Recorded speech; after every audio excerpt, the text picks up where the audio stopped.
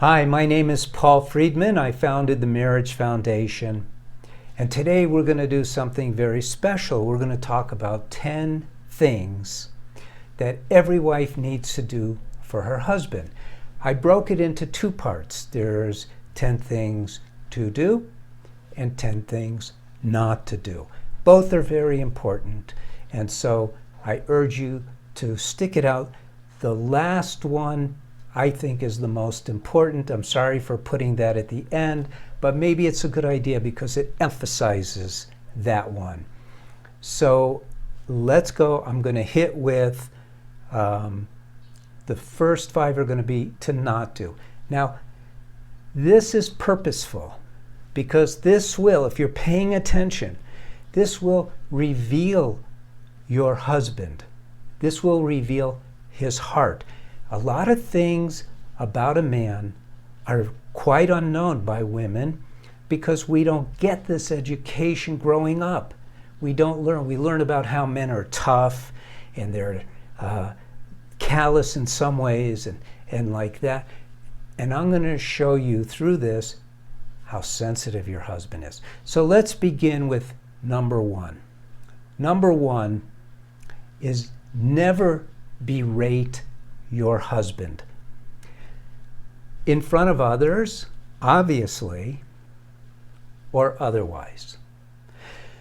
So men are sensitive. They put out a facade, a face of toughness. And that's part of being a male. We are physiologically male, and that affects our psychology. So we have to protect our women, protect our children. It's designed right within us. It's in our subconscious mind, but it begins with the imperatives created by the gender, because men and women are created differently. Equal is a funny word to use. I don't like to use that word because in some ways women are far superior. In other ways, women are not as superior. When you berate your husband, you're challenging his very existence as a man, and it leaves a very deep hole in his heart. Now, if you don't believe me, next time you do this, pay close attention. Step outside of your anger and watch what happens to him. Watch how he responds to it. It won't be pretty, I can promise you that. When you do it in front of others, it's 10 times worse. Now, this is affecting you negatively also,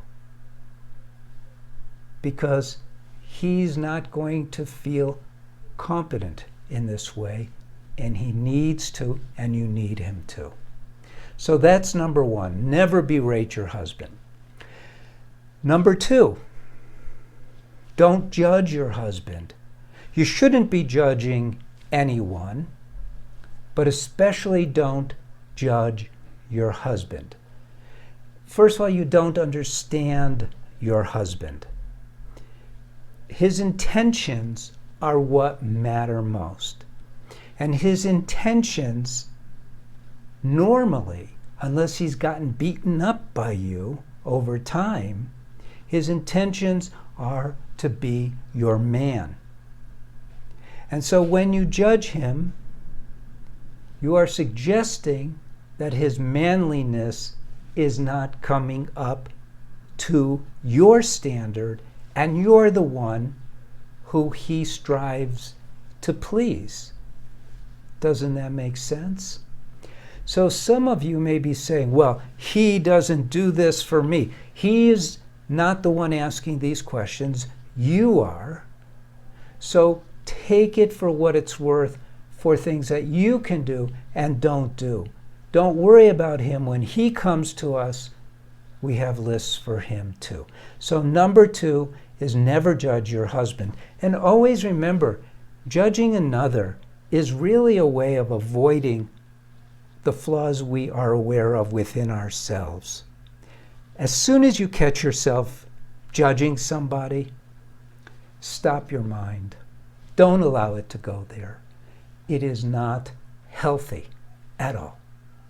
Okay, number 3. For some of you, like if your husband has been unfaithful to you, or checking out other women on Facebook, or looking at other women when you walk down the street, you're suspicious of his intentions. Don't call him out on it. Never imply or tell your husband he's lying. It has 0 positive results. You want your marriage to be filled with happiness. You want it to be filled with love. And I know that the trend out there among therapists is to bring things on the table and discuss it and find out why and see if you could reach agreements. Human nature doesn't care about all that nonsense. That's all theoretical. In reality, when we are confronted, men or women, when we are challenged, men or women, because of the drive to survive, innate within all of our bodies, because every cell is a drive to survive. Every living cell, we know that. Survival is the whole game for any living thing. And this impacts our mind, even though we're human beings and way above animals. It's still in it. It's still in the mix.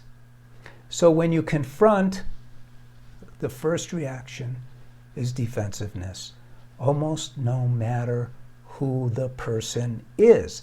It takes so much self-training to rise above these instinctive primal tendencies.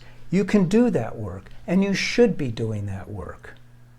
It's almost imperative to do that work so you don't get into arguments and you don't lower yourself, and for all those reasons. But for now, just know it's one of the greatest don't do things there is. Don't imply your husband is lying. Don't give him those eyes. Don't roll your eyes. Nothing. Okay. Number 4.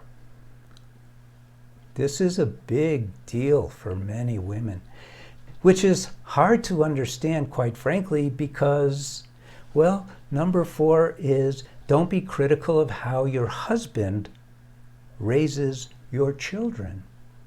Now, if they're your children and not his children, maybe it's different, but not really. Bear in mind, you're very different. Women are natural nurturers. You've carried the children for 9 months. You're aligned with them at a very deep level. Your husband has been taught all his life to be the man, to be this, to be that. He's coming off of his reason as best he can, but he's still a man. And men do things with their kids that women go, oh my God. I mean, I could tell you, I've raised a lot of children. I'm not going to give you the actual number.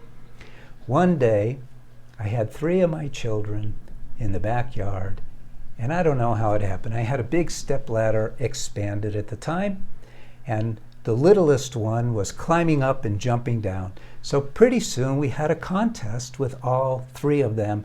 Pretty soon we had cushions on the ground, and the ladder was up against the house, and we were climbing onto the roof and jumping.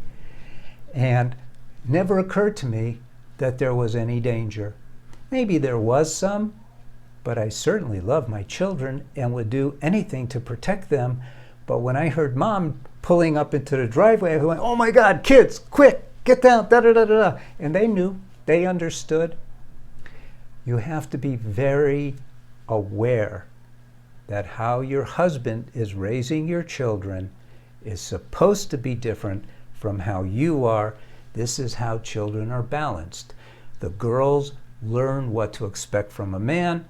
The boys learn how to be a man. So never be critical of your husband's child-rearing style. And look, there's always extreme cases. I'm not talking about the idiot men who hang their kids off of four-story balconies. I'm not talking about those guys, but that's different. Okay. Number 5, this is super important. Don't expose your husband to your anger. In fact, you should understand that anger is not an innate quality for a human being. A human being, their innate quality, especially women, the innate quality is love.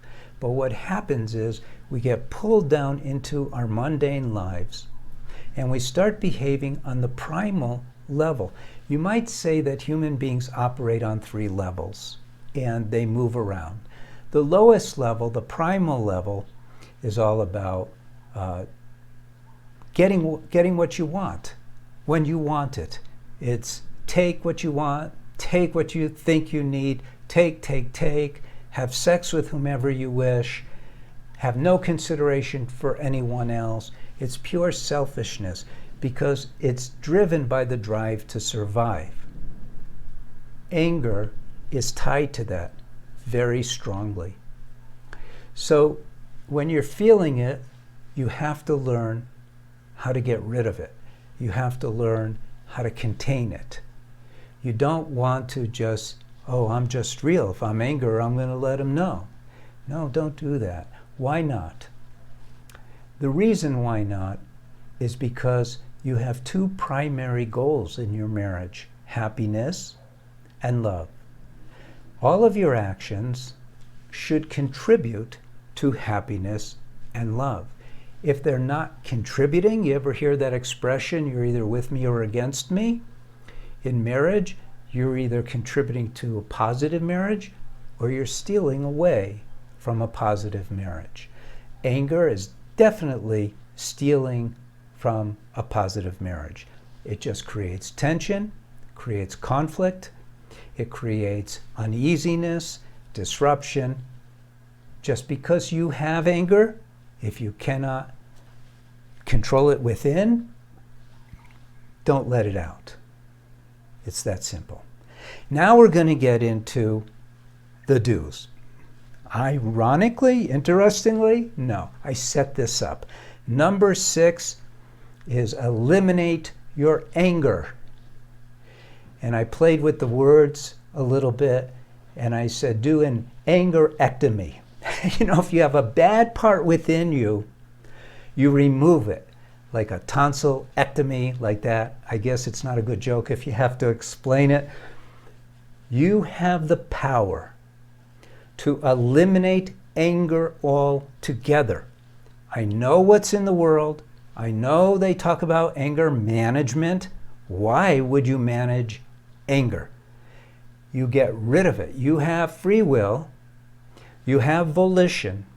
In other words, you have the ability to monitor and control every single thought and feeling. Now, you don't know how. You have to learn how.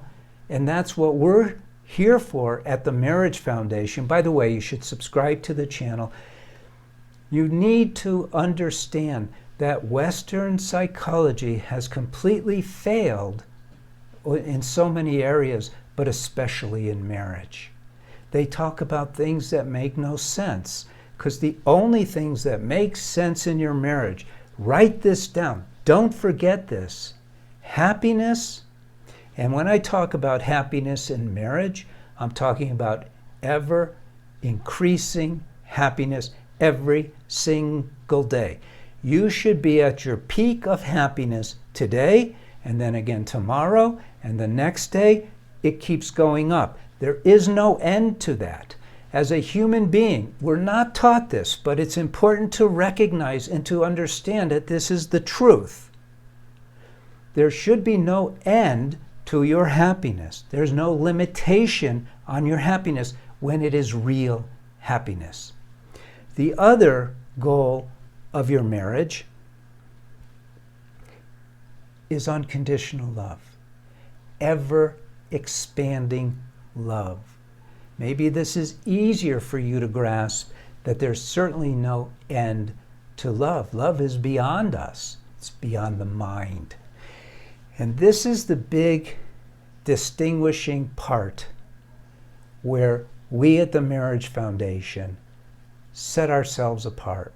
We talk about marriage for what it actually is. It's that relationship with which you can build upon individually infinite happiness, infinite love. It's the foundation. And I've been doing this for over 20 years. Our clients will attest to this. You could look at our reviews. You could look at the reviews for the books I've written, both Breaking the Cycle and Lessons for a Happy Marriage. See what people are saying. You don't have to just believe me. But we've hit upon something that is a miracle for marriage. Anger's got to go. Eliminate the anger completely. Okay, that's so important. But it's not the most important. Stay tuned for that. Okay, number 7. And this should be a no-brainer. Remember, your interactions are what create your relationship on the mundane level. You have that primal level, then you have the mundane level. That's where we all live and work and do our thing. And then we have the level that you're supposed to be building your marriage upon. That's the level of love. It's transcendent. I know I didn't finish it before, but I'm finishing that thought now. And that's where you want to be. You want to be in that higher level with your spouse, with your husband, all the time. And it's not just possible, it's doable. And we can teach you how to do that. So when you have a conversation, you're acting on the mundane level, right? Because it's words coming out. It's in the material realm. Start it with a compliment. Just make it a habit. If not a compliment, then an acknowledgement. But start it with something that's going to make your husband feel good. He's going to feel good about himself, and as the giver, he's going to feel good about you. It's a very good practice to make into a habit. You try it and you'll see. Now, all this information I'm giving you is just the tip of the iceberg. Don't think it's enough. If your marriage is in trouble, get the course for women. Don't be afraid to try it. We guarantee it, so you're not risking anything. But more importantly, we want you to have that marriage that is beyond what other people even think is possible. Undreamed of possibilities. That's what you should be living within in your marriage. And if you're not, it's because you don't know how, and we can show you. Number 8. Don't misconstrue what I'm saying here. Number 8 is to be affectionate all the time. Now, some people right away imagine that it means being kissy and touchy and feely. That's not the only way to show affection. For instance, my wife and I have a daily routine where we make a cup of coffee and we sit down and we don't talk about anything but the sky, how beautiful it is. We talk about the kids. We talk about things that matter but are not like emergency things or important things for the mundane world. It's just a way of connecting with our hearts through our words and our presence with each other. It is a form of affection. Does that mean we don't also? It doesn't. We do it all because affection is very important to express it. But remember, all of your affection should be coming not from a desire to fulfill a need on your part, but a desire to fulfill a need on your husband's part. It's about giving love. The more love, the Beatles said it so well. The love you take is equal to the love you make. It's true. It's just true. What you give is what you're getting by giving. It's not a reciprocation. Okay, number 9. This is a little bit tricky to grasp, but stay with me. Number 9 is be motherly or wifely or girlfriendly according to the moment. Now, when I say motherly, what I mean is being so compassionate in a protective way of your husband. And there are times when your husband needs that. And it could be, it depends on your husband. It could be if he gets a cut on his finger, just as an example. He gets a cut on his finger and you go, oh honey, come here, let me wash it off. Let me take care of it. Here, I'll bandage it up. I'm going to blow on it.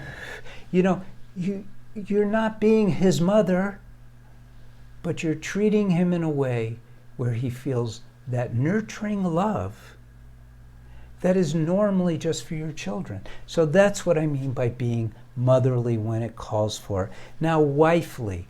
Wifely is all about the highest law in a marriage is loyalty. So wifely is being loyal.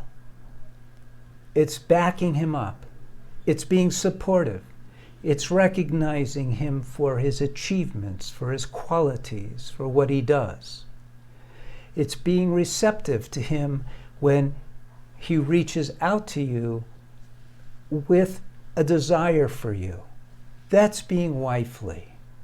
And it's a whole world unto itself. And it's well worth paying attention to him and seeing what his needs are and being there to fulfill them. You want your husband to love you. You want your husband to be devoted to you. You want your husband to put you ahead of everyone else on the planet. He should do that. And a lot of women complain when their husbands don't. Well, this is how you get your husband to do that. Okay, number 10, and I promised you this is the most important thing.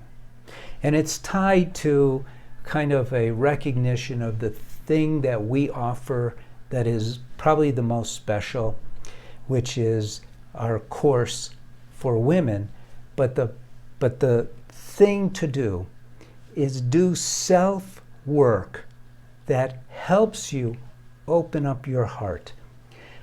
In this society, there's been so much disinformation, so much confusion around sexuality, around feminism, around masculinity, and the art of being a loving woman, a loving wife, is not within reach as it used to be. Maybe it used to be.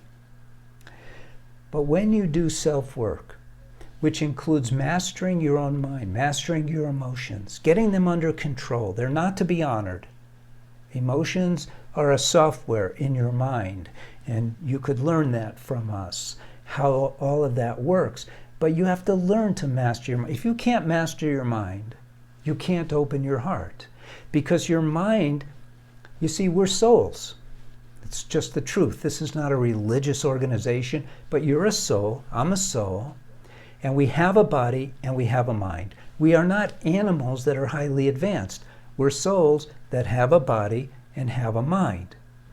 But the mind is kind of in the middle. The body wants the mind to do its bidding to protect it from the drive to survive built into the cells. But the soul is love. It's a chip off the old block of the big love, God. And the soul wants to exist in love. But the mind does not want that to happen. The mind wants you to be chained to survival. And so it's kind of a battle, you might say. You need to learn how to master the mind so you are using it instead of it's using you. If your marriage is based on love and you've become intellectual and you use too much reason, you're out of balance. You're the one who has to choose when each is appropriate, when and how to open your heart, which is constant with your husband, and how and when to not let people see your heart, which is in the rest of the world, because the rest of the world will take advantage of you when you do, but your husband won't, just as you won't take advantage of him loving you. That's the beauty. I call it the sacred space of marriage for a reason, because it's where we could really, they use the term let down your guard, but that doesn't cut it. It's not enough. We're talking about proactively opening your heart. I call it liquid love, pouring that liquid love all over your spouse, engulfing them in love until you can't tell where they begin and end and you begin and end. And the you is the part that's love. It's transcendental. Marriage is an amazing thing. So those are the 10. And I hope this has helped you see a part of yourself and a part of marriage that you were not aware of before. That's our mission at the Marriage Foundation. Please visit our website. Please take advantage of our offerings, whether they're the free offerings or something that you should purchase, and you will know. And if you want to write into one of our counselors for some guidance on that, we don't upsell you. We don't try to push something down your throat. We're here to serve you, and that's what we want to do. My name is Paul Friedman. I founded the Marriage Foundation, and thank you so much for spending time with me.